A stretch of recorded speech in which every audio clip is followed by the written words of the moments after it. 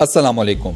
पाकिस्तान में शदीद सर्दियों का आगाज हो चुका है। पिछले कई सालों की तरह इस मर्तबा भी जैसे ही सर्दी ने अपना जोर पकड़ा है, पाकिस्तान के तमाम बड़े शहरों में गैस की लोड शेडिंग स्टार्ट हो गई है। अब जब गैस की लोड शेडिंग होगी तो डेफिनेटली गैस से चलने वाली तमाम अप्लायंसेज या आलात अपना काम करना छोड़ देंगे। इन्हीं अप्लायंसेज में आता है तकरीबन हर घर में लगा हुआ गैस का गीजर, वो गीजर जो नेचुरल गैस के ऊपर चलता है। अब जब गैस नहीं होगी तो डेफिनेटली गीजर अपना काम नहीं करेगा। गीजर काम नहीं करेगा तो आपको गर्म पानी अवेलेबल नहीं होगा नहाने के लिए, मुंह धोने के लिए, वुजू करने के लिए या किसी भी और काम के लिए।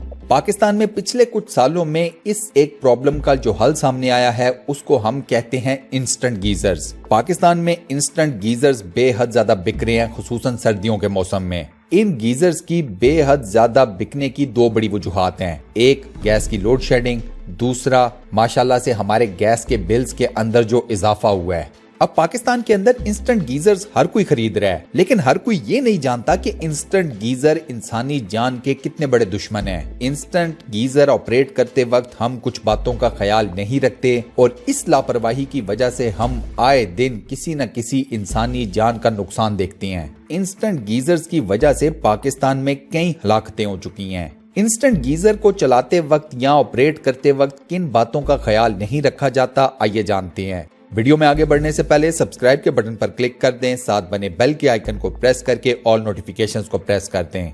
दोस्तों, सबसे पहले तो मैं आपको ये बताता हूं कि इस वक्त पाकिस्तान के अंदर इंस्टेंट गीजर्स की 3 अकसाम हैं। एक वो जो नेचुरल गैस से चलते हैं, जिनका मेरे हिसाब में कोई फायदा नहीं। ये इंस्टेंट गीजर हो गए या घर के अंदर लगा हुआ आम गीजर, ये दोनों एक ही तरह के हैं। इनको नेचुरल गैस मिलेगी तो ये चलेंगे, गैस की लोड शेडिंग हुई तो ये नहीं चलेंगे।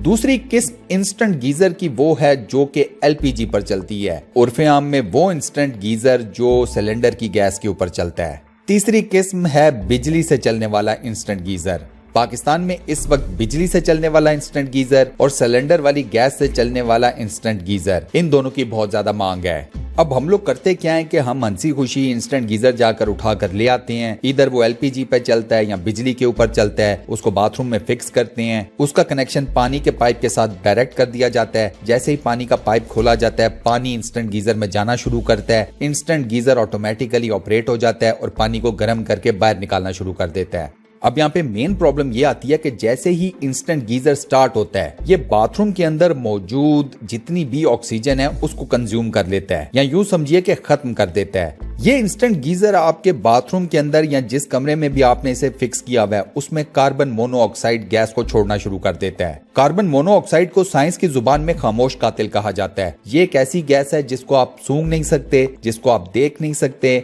जिसकी आपको कोई खास किस्म की आवाज नहीं आती। ये उन गैसेस में से एक है जो आपके सेंसेस में नहीं आती। इसकी कोई बू नहीं होती कि इसे सूंघा जा सके, इसका कोई रंग नहीं होता कि इसे देखा जा सके। तो ये गैस इंसानी सेहत के लिए इंतहाई खतरनाक है। ये गैस आपके खून के अंदर दाखिल होती है, आपके रेड ब्लड सेल्स को जाकर डायरेक्ट अटैक करती है, आपके खून के अंदर से ऑक्सीजन की मिकदार को कम करना शुरू कर देती है।